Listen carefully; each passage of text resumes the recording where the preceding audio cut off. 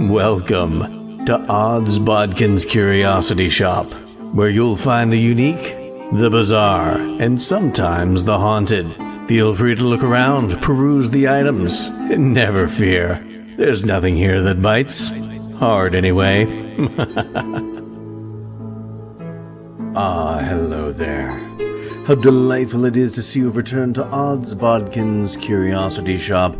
I am your shopkeeper, Chris Baker, and today we've got a very interesting item. If you'll follow me to this section of the shop, this is a place where we keep memorabilia and artifacts depicting the creation of many races and peoples throughout the world. Of course, every group of peoples has their creation story, whether it be from the book of Genesis or whether it be from something like this. If you'll take a look at this artifact, it is from the Choctaw Nation, and theirs is an interesting creation story. This item depicts the great mound from which the Creator fashioned the first people of the Choctaw Nation. These people clawed their way through the dark cave into the light and became the first of the Choctaw people. And the story of the Choctaw people continues on, but this is where it deviates for our purposes today, as we pull out the mutoscope and take a look at the new Disney Plus series, Echo. So when I found out that Disney Plus was going to be doing a series, Marvel was going to be doing a series about the Echo character, Maya Lopez, who we saw featured fairly heavily in the Hawkeye series, a series that I really enjoyed it. With Disney and with Marvel, you either get some people that are going to love everything, or because it's Marvel, because it's Disney, you get some people that are going to hate everything because it's Marvel, because it's Disney. I kind of fall somewhere in between. I am definitely the type of person that if something's good or at least watchable and I enjoy the time I spent watching it, then I'm going to give it a favorable review, or I'm going to comment on it favorably. If it's not so good, I'm not going to. But this is one of those series of Hawkeye that I actually quite enjoyed. My wife and I watched it, and as much as I didn't think I would enjoy a series about Hawkeye, who is not necessarily one of my favorite Avengers or one of my favorite comic book characters, he's always just kind of felt like a background character. Jeremy Renner does a great job. He's a good actor, and having him play Hawkeye made this character engaging. The show, I thought, was done pretty well, and I quite enjoyed it. You add in Vincent D'Onofrio as Kingpin and all the other actors that they had a part of the Hawkeye show. It was a good show. So when I found out that we're going to do another spin-off of a character that I didn't really know that much of, and I don't know as if I wanted an Echo series, but we were going to get one. So I was quite interested to see how it was going to go, because for my money, I really enjoyed the Echo character, Maya Lopez, in the Hawkeye series. I thought it was an interesting character. And I know the Echo characters are a little bit different from the comics. Of course, in the comics and in the show, Echo is deaf. But in the show, they also made Echo an amputee, which the actress who plays Echo is an amputee. So I thought that was a really interesting way to kind of adapt the story and the life of the actor to the character that the actor's playing. And I thought it really worked all in all. But there again, like I said, I didn't really know much about the character Echo. I just know that I really liked Alaqua Cox as Maya Lopez / Echo in the Hawkeye series, and the backstory, what little backstory you got of this character in the Hawkeye series, the backstory with the Kingpin, the change in this character from the beginning of Hawkeye as a Kingpin lieutenant who is a killer, an assassin, and finds out that Kingpin, and this, if you've watched the Hawkeye series or the comics, you know this. If you haven't, I can't help you. This is going to be a spoiler, but I'm babbling on right now, giving you time to fast forward or to hit pause. But she realizes that Kingpin is the one that killed her father, not Hawkeye. Of course, on the show Hawkeye, it was Hawkeye. In the comics, it was actually Kingpin said Daredevil had killed her father, and she comes in both instances to realize that it was Kingpin who tried to blame it on Hawkeye/Daredevil. And we end that series, the Hawkeye series, with her leveling a pistol at Kingpin's head and pulling the trigger. We know Kingpin's not dead at the end of Hawkeye. And by the trailer we got for Echo, you knew that Kingpin wasn't dead. But I thought you had a really interesting premise for a story. You had this relationship between Echo and Kingpin.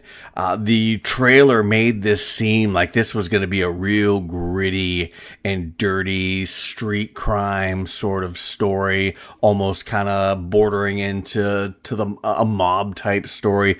It really would have been interesting to see something a little more, like I said, from the streets like that. And the idea that they were going to do this, like I said, a more gritty, more grisly series, because they're doing this under the newly created Marvel Spotlight, which, if you know the comics, Marvel Spotlight did a lot of kind of one-off stories with characters that weren't necessarily going to get a full comic series of themselves. They're kind of background characters that they would put a spotlight on and give you a story about that character. Well, they've decided to do that with the TV versions of Marvel characters. They're doing Marvel Spotlight, where you're going to get a limited series, much like Echo's going to be a limited series. You know, they can always change their mind on that, but judging from what we got, I don't think that is going to happen. You can call it, that's not a spoiler. That's just my thoughts, and we'll get into those a little more. But the Marvel Spotlight stuff is intended to be a bit more, like I said, dark and grisly, and we're supposed to see more blood and some more swearing. It's supposed to be grittier stories, much like we got with a lot of the stories that Marvel did with Netflix, like Daredevil, like The Punisher, like Jessica Jones and Luke Cage. Iron Fist, it didn't feel like Iron Fist got that grisly or dark, but you know what I'm saying. And for all intents and purposes, I think they were dipping their toes in the water with this series Echo. They didn't go all in. They didn't dive right into the deep end of the pool as far as doing dark and gritty and grisly and bloody and full of swear words. You had some swearing, you had some language. It wasn't horrible. You had some blood. There were a couple scenes where they did some things. I'm like, oh, okay, yeah, Marvel Spotlight. This is a grittier, bloody version of the MCU. But you didn't get many of those. I mean, you had maybe 2, 3, 4 really gnarly scenes, but they were still very tame by comparison to other shows and movies that really dive into. I mean, shit, it's tame by comparison of what they did on the Netflix Marvel shows. So while they're kind of painting this as like Marvel rated R, it really felt more like Marvel rated PG-13. But for the most part, I have to say, I enjoyed the series well enough. I wanted to like it a lot more than I did. And now that I've had some time to sit with it and think about it, there are a lot of things they did right, but it feels like there were more missteps in this. They had a really good idea for a story. You have this woman who grew up with the Kingpin. He looks at her as his daughter. She finds that he actually killed her real father and tries to kill him. She's escaping him. Kind of that Godfather thing. Every time I think I'm out, they pull me back in. You have Kingpin trying to get her back into his good graces. You have that aspect. You have her running from Kingpin's men back to her own old hometown and reuniting with her estranged family, reuniting with the Choctaw people and the Choctaw culture and the Choctaw mythology, and reconciling herself with all of that, reconciling herself with the past and how the past kind of comes back and you hear the echoes of the past. See what I did there? No, I didn't do that. I mean, they literally said that in the show. But the echoes of her past coming back to affect her in the present. And you had a lot of really interesting ideas there. When you take that and you make it darker and grittier and bloodier and more violent, you had the makings of something that could have been really good. I just think the writing failed this show. This was a show that was 5 episodes. There is word on the street of a 6th episode that just got nixed because I think this show needed more episodes to go into more detail. There were so many things left unexplained and left unexplored that I don't even think unexplained. It would be okay if it was unexplained, if they would have just explored a few aspects of this. But they have 5 episodes. It probably should have been more. You needed more time to develop some of these characters. You needed more time to develop some of the story arcs and some of the redemption arcs. And it just didn't have that time. They wasted a lot of time. And it felt, after I've sat with it a while, it really felt like it was rushed. And of all the opportunities to have a really cool and badass ending, finale to this series, they really dropped the ball on that. And that's a shame when you've got an award-winning actor like Vincent D'Onofrio playing your villain. You really dropped the ball. Now, I will say that the cast was really good. I really enjoyed Alakwa Cox as Maya Lopez / Echo. I thought she does a really good job for not being able to vocalize and to have to emote everything with her facial expressions.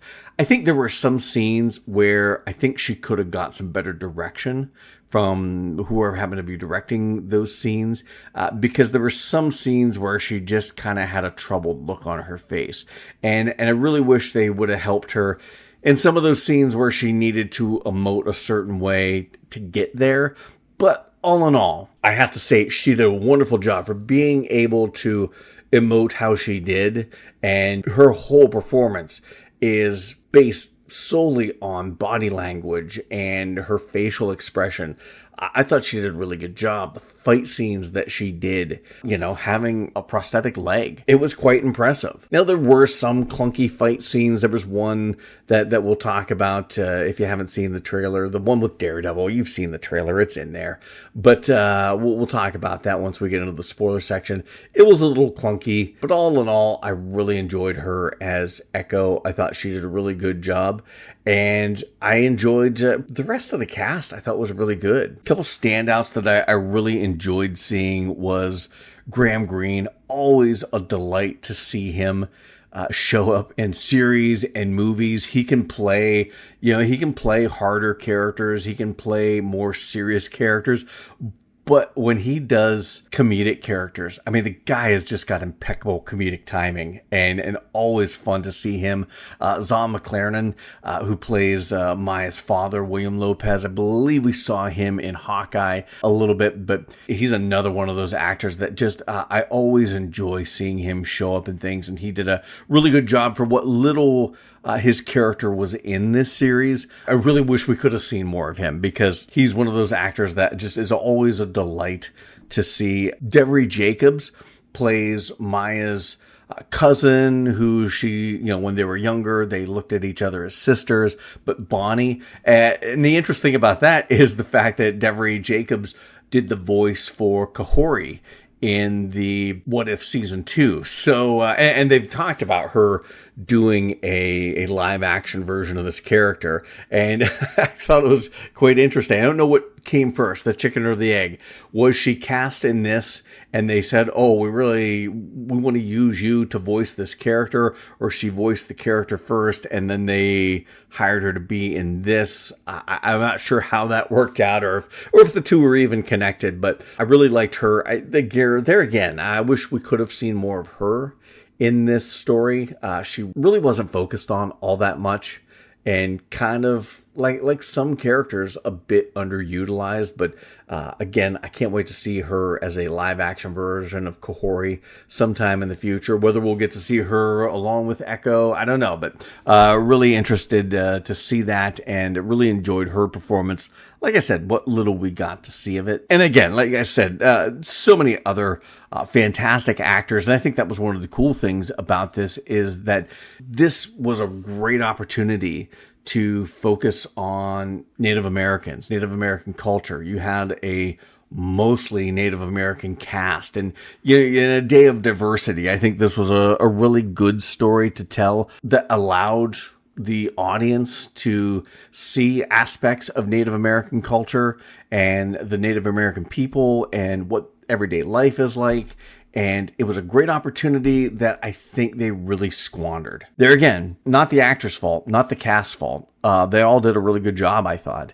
I just think there were some missteps in the writing that made this story miss out on so many of the marks that it could have hit on. So that's all I'm going to say about this in the non-spoiler section. Like I said, it's an enjoyable enough story.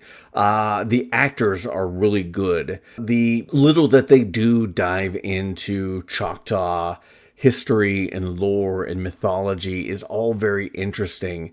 There again, there's just aspects of that I don't think they explored enough, and that they didn't really make it quite clear as to what was going on. Again, I'll get into that in a little more depth in the spoiler section. But if you haven't watched Echo, go check it out on Disney+. It's only 5 episodes, so I mean, you can power through this. Each episode, they range from close to an hour to just over half an hour. So yeah, I mean, you could power through this in a weekend, in a day, if you're really dedicated to your binge watching. But go check that out. Come back, listen to my thoughts on Echo. But until then, we are going to head into some spoiler territory. So like I said, I was really impressed with this cast. I thought the cast was really good. I thought you got a lot of really good performances. And I did enjoy the fact that this cast was primarily Native American actors, which, unless you're watching a show like Reservation Dogs or something like that, you really don't get many opportunities to see a TV series or a movie with a mostly, if not all, Native American cast. So I thought that was really cool and very important. Like I said, in this day of representation, I know that term scares some people off. I think it's a good thing. And it's really cool to see a show like this that features one of the many Native American peoples here in North America, like the Choctaw Nation in this series. And I really enjoyed that. They just didn't dive enough into the culture, I don't think. We found ourselves in Echo's hometown, but we didn't really, outside of their planning this powwow, they really didn't dive into the culture of her hometown, of her people, which felt like, and I get it, it's only 5 episodes. I think that's where we could have either made better use of the time we had with her in her hometown, or they could have added another episode or two to really dive into some of those things that I think would have been very interesting, especially from a diversity standpoint. You want people to understand the people being shown that are of a different color, race, creed, nationality. And I think that's where I think in diversity, you have the importance in that is when you can help show people the fact from the myth. And I just don't think they did that very well. One of the things I did find cool was how they started off with this kind of genesis story of the Choctaw Nation. Now, it is loosely based on the mythology of the Choctaw people about the mound and coming out of the earth into the light of day. They made this seem very Marvel and very much like these people, almost like a they're not celestials, but some sort of cosmic beings in another dimension, and their world is crumbling and falling, and they escape through cosmic means to Earth and become the first Choctaw people. I thought that was kind of cool because it mixed the mythology of the Choctaw people and the Choctaw Nation with the mythology of the Marvel Universe. I thought that was done pretty well and pretty cool. I think the aspect of Echo being deaf, I thought was handled really well. They used a lot of sign language in this, and almost every scene had somebody, whether it be Echo or somebody else, using sign language.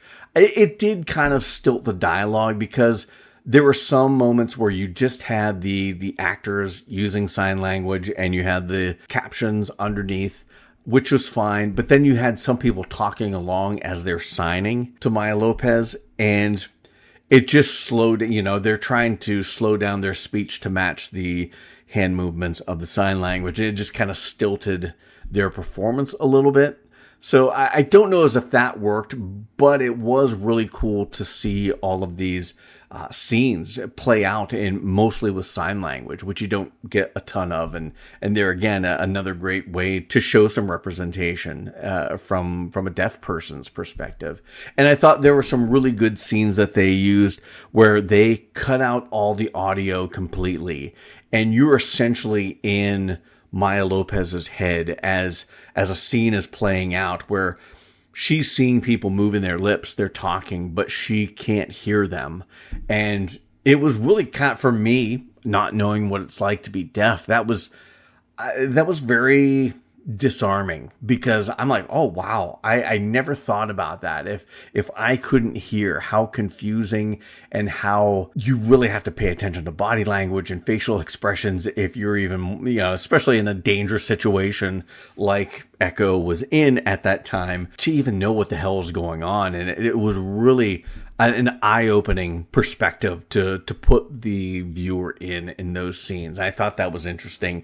Those scenes where she's in the middle of a fight and they drown out all the sound. So you're in the middle of this fight, kind of inside of her head. That was really cool. And I thought they did a really good job with that throughout this series. Where things started going downhill for me, and this next thing I'm going to talk about, it was a good idea. I just don't think it was handled very well. Each episode is named after a member of Maya Lopez's family line. And the whole thing is that her grandmother could trace their lineage all the way back to Chaffa, a member of those first Choctaw people who escaped that pocket dimension world and came to Earth and became the first Choctaw people. She could date their lineage back to that character. So the first episode is named Chaffa.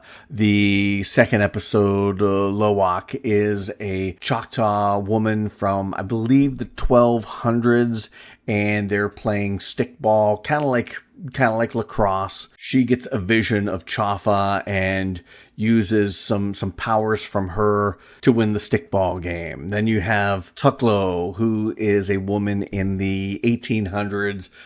She wants to be one of the light horsemen. Her father's a light horseman, kind of the local Native American police, essentially, in this area where they live, but that's only for men. And she gets some of the power from Lowak and Chaffa to be an expert markswoman. Episode 4 is Taloa, who is Maya Lopez's mother, and she is a healer, getting her powers from everyone down the line. And the last episode, Maya, where again she is getting these powers all the way down the line from each of these women in her heritage, who have gained power from this ancient source that we see at the beginning. And there again, they don't go into that enough. I like the idea of her, getting these powers from the women in her lineage dating back to the very first Choctaw people. I think it's a good idea. I just don't think it was explored enough. I don't think they explored what this power is, or how it's passed, or where it comes from. I get it. It's passed through certain women who can date their lineage back to Chaffa. I get that. But they just didn't explain it very well. And by the time you get to that ending, like, these powers aren't defined. I don't even know what they are. Like, they're different for everyone. One's a master strategist. One is a sharpshooter. The other is a healer. Are these just all-encompassing powers? They can be, whatever you want to do, you just use the power, and Bob's your uncle, hero saves the day. I don't know, because they don't explore that enough. And that was really kind of disappointing. A good idea. I liked the whole story and the whole theme of this, of her understanding her lineage and where her people come from, and the importance of that, and drawing, in a real world sense, drawing strength from the people in your past. In this comic book adaptation, you're most literally drawing a superhero type power from the people of your past. I think that's an interesting idea. I just don't think they explored it well enough. I don't think we got to spend enough time with each of these women to understand them, understand their motivation, understand what made them special to draw on these powers, other than just they're women in Maya's long heritage. Again, this is where I think an episode or two more, or maybe some longer episodes, could have benefited, or using the time they had within the episodes that they did a little bit better. Because they're from the first episode, which I really enjoyed the first episode. I thought the first episode was really good because that's where you did get a lot of the backstory between Maya and Kingpin, and Maya and her family, and Maya and her father. You got some of those flashbacks to the Hawkeye episode with her father being killed.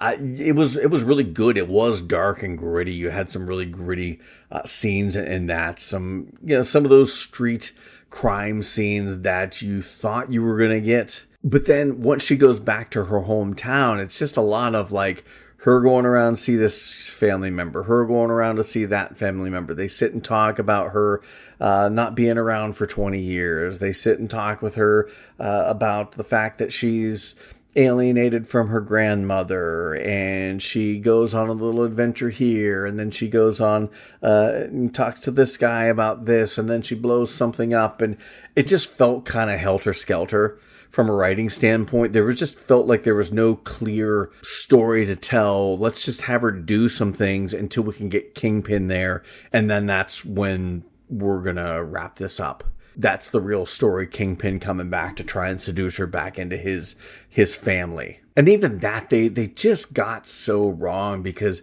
Kingpin felt like he was coming from a place of weakness through this whole series. We're so used to seeing Kingpin from the Daredevil series and from the Hawkeye series being this big hulking brute of a man who is prone to fits of anger but very strategically minded. And this, it just felt like the whole time he's just sniveling to Maya, just trying to get her to come back to New York, trying to get her to come back to him. He's offering her everything and make her the queen pin, which just, I don't know if that's from the comics or not, but even from the comics, that's kind of silly sounding. But at any rate,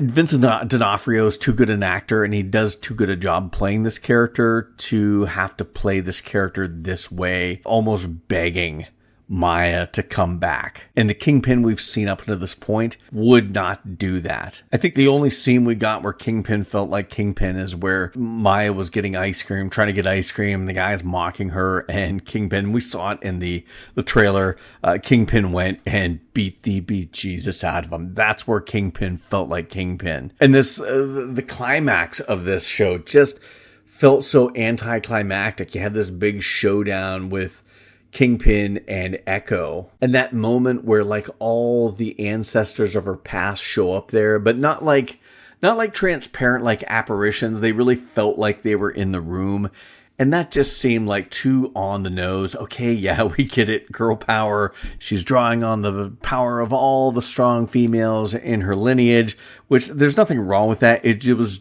done very hokey. I like the idea of it. It was just done too literal. And then instead of having a fight with Kingpin, which that could have been a badass brawl, they just do this thing where she goes inside of his head and tries to heal him. And it doesn't work. That's the sad thing of it. It doesn't work. He just comes out of it thinking, well, what'd you do to me? What'd you do to my head? And I'm getting out of here. And just leaves. And it's like, seriously, that's the best you got out of this from a writing standpoint? You had his other thugs, Kingpin's thugs, show up. The one guy's literally sitting on top of an RV, NASCAR style, with a rocket launcher, and he's going to blow up the powwow. I don't know. It was kind of silly and nonsensical, and he's killed by just some guy. Well, not just some guy. It's the Henry character, Maya's uncle, but he just shoots him, and we're done there. And the rocket goes up and explodes in the air, and everybody thinks it's fireworks. It's all right. Everything's all right. But that was hokey.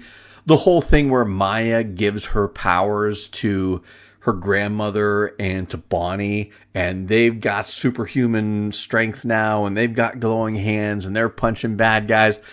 That was hokey as well. And there again, it leans into Maya's powers are just so undefined with this new version of her.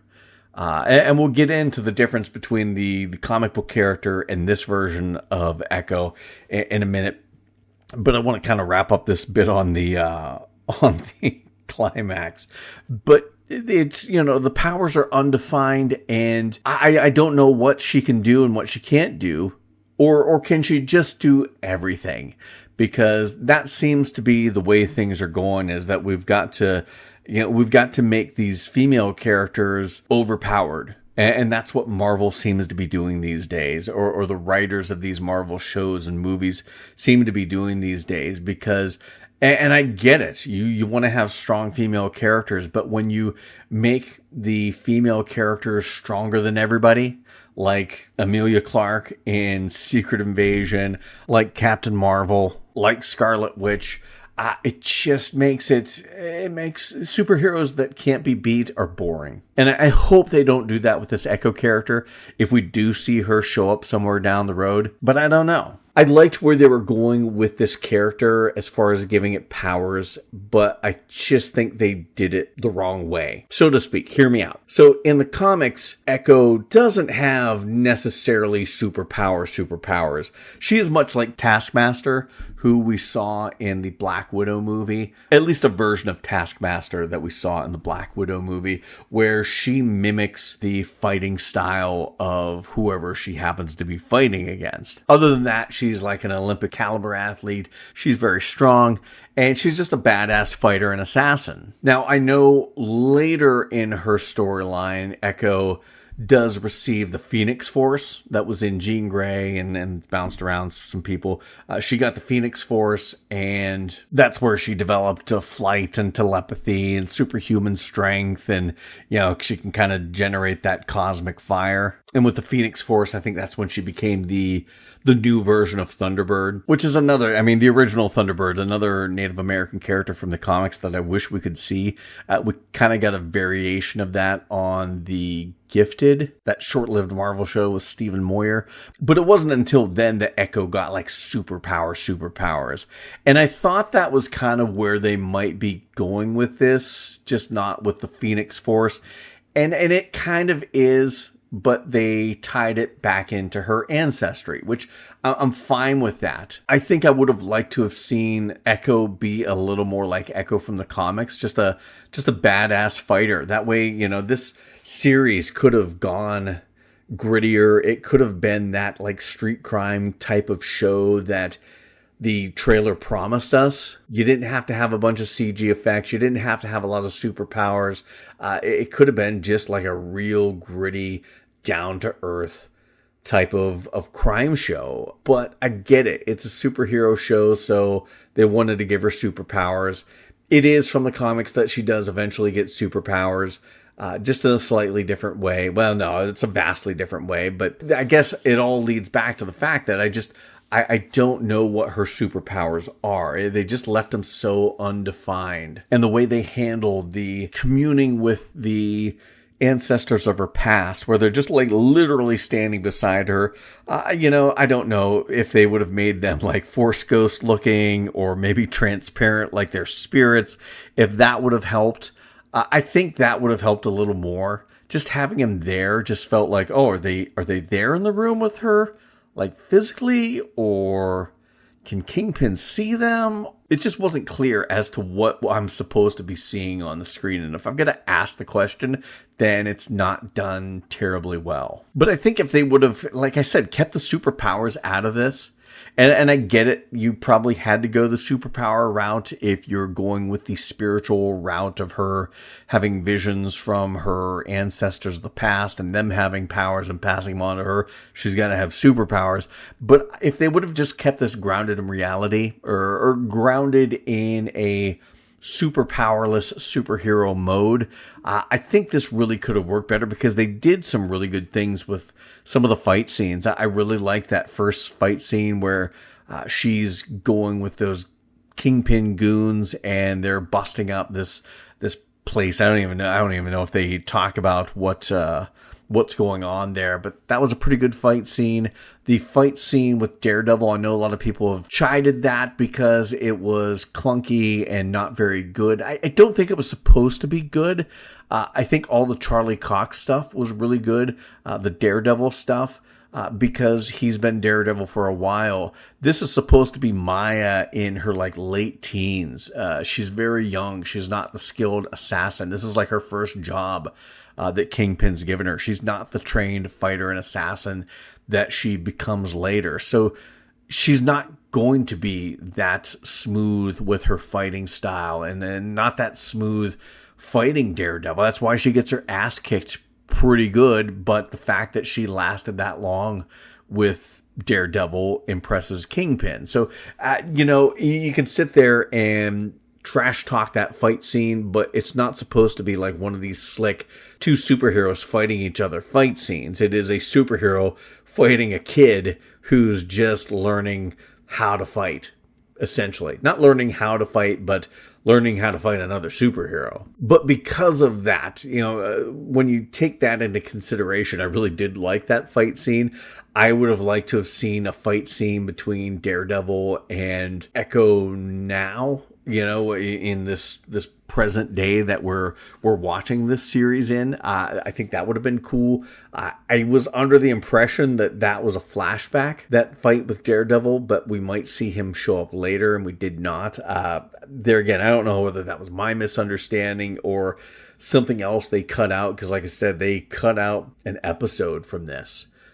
So I don't know where the story was going to go, but I think just the fact that everything felt so rushed, everything felt so like haphazard in the storytelling and how it ended, and the fact that they're dumping a complete episode out of this, and the fact that they dropped all 5 episodes at once, made me think that Marvel was just trying to cut bait on this. Let's put this out there. Let's put it out all at once. We're not going to make people wait week to week and, give ourselves a week in between each episode of people bitching about this. Let's just dump it all at once. And Marvel is already starting fresh with how they do their series on Disney Plus. This was the last series done kind of under the old Marvel way. There's a lot of word on the street that Marvel is revamping how they do their Disney Plus series. There's going to be less of them. The quality control is going to be more hands-on by Kevin Feige. Now, what I understand of this all started during the whole writer and actors strike that happened this past summer. Kevin Feige got a hold of some of the dailies and some of the episodes in the filming from Daredevil Reborn that's supposed to be coming out. It was supposed to be coming out sooner. I think it's going to be coming out later, probably next year sometime, but he got a hold of some of those and just was not happy with it. They ended up getting rid of the writers. They hired some of the writers from the Punisher TV series from Netflix, also some of the writers from Loki season 2 or Loki in general, and had the Daredevil Reborn series rewritten. I think they kept a bit of the original story, but they rewrote a lot of things that just Kevin Feige was not happy with. And I think he realized in that he's got to be more hands-on, that Marvel has to be more hands-on in the quality control of some of these Disney Plus series, because the Disney Plus series are some of the things that are getting the most criticism from the MCU and from Marvel right now. And I'll be interested to see how Daredevil Reborn turns out. I'm looking forward to that. Don't get me wrong, and I think it's going to be good.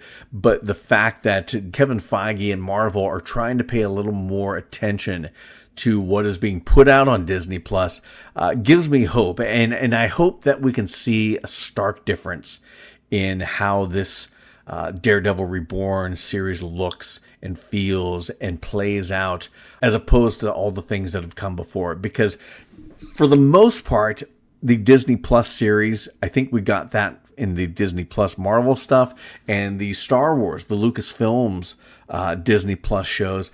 I think you have an idea that this is just essentially a 6-hour-long movie, and we're going to film it, and we are going to create the episodes as such.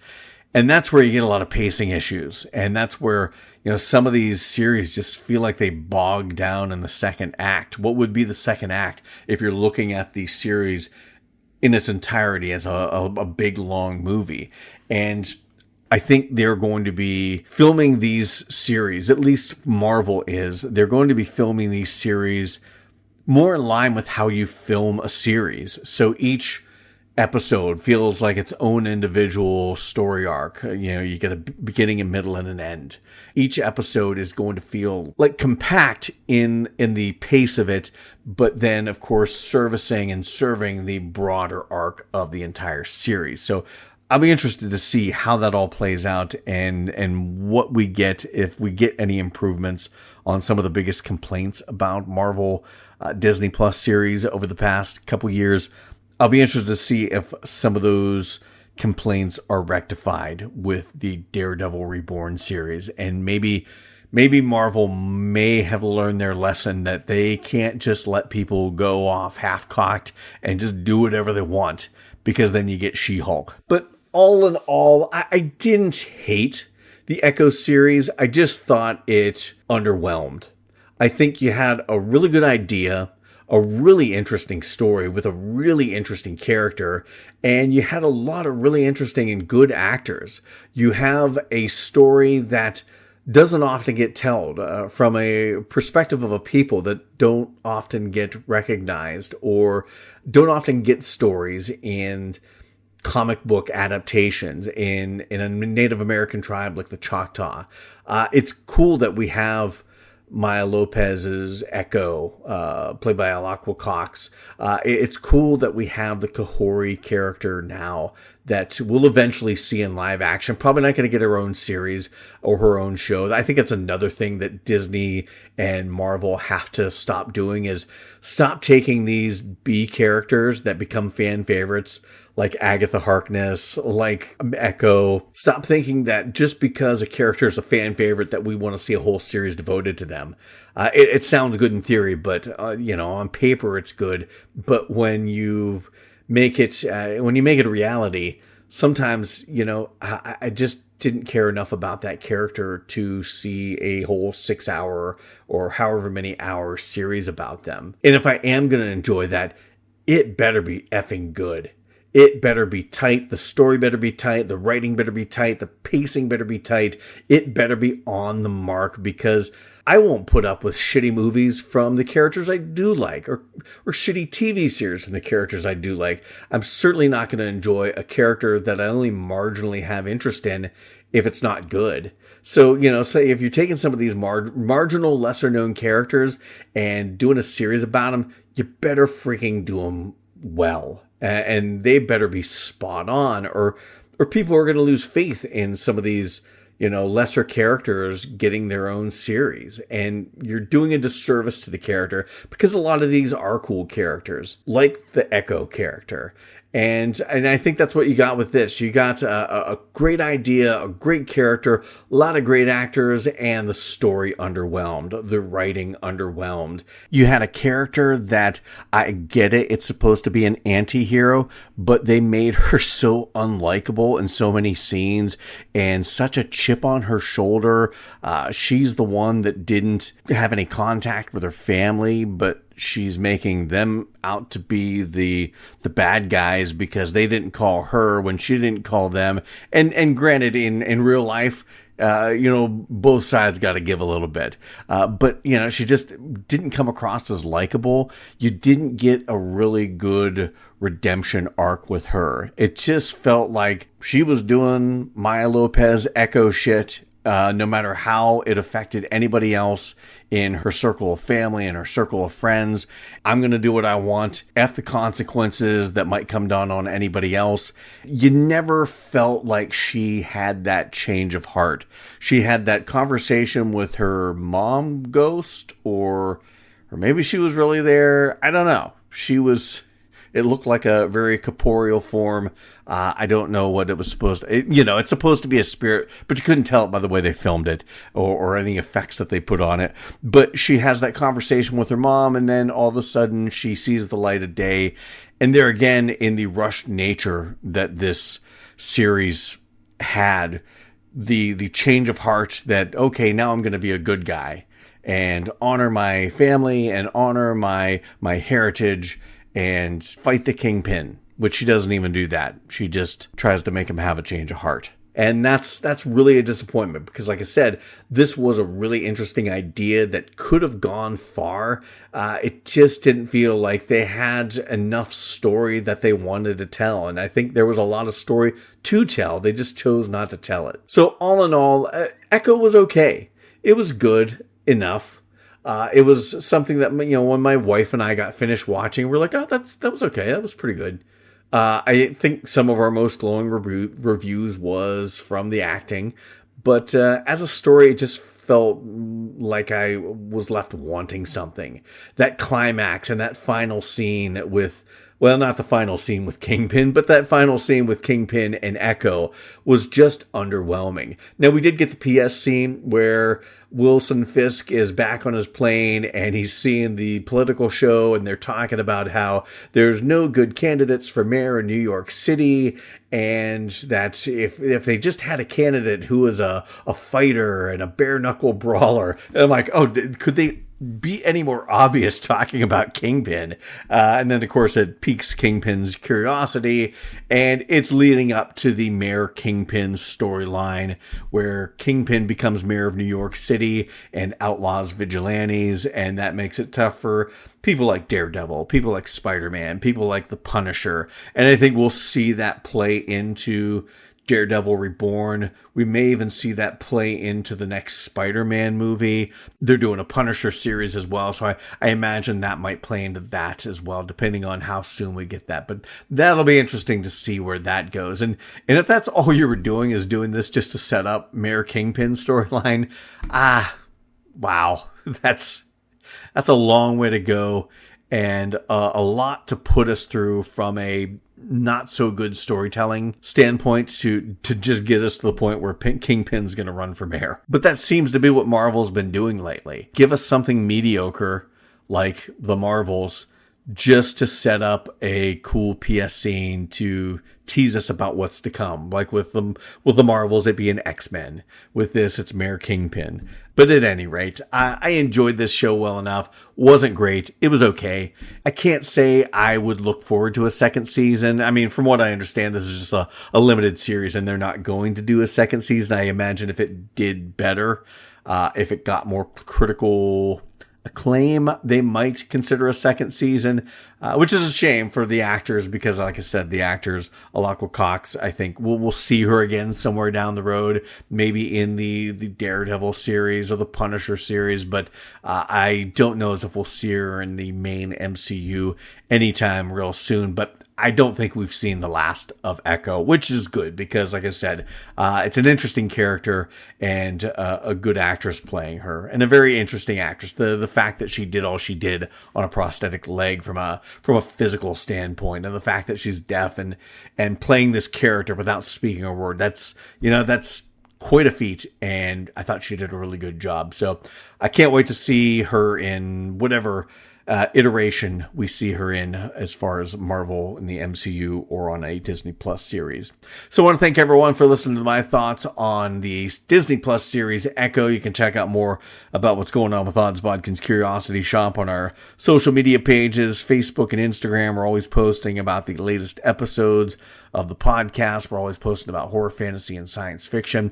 No matter where you listen to this podcast, please leave a review. 5 stars would be awesome, but whatever review you leave, we appreciate that. Like, follow, subscribe to the podcast wherever you're listening to this, and as always, share this podcast with anyone that you know that loves horror, fantasy, and science fiction. So until next time,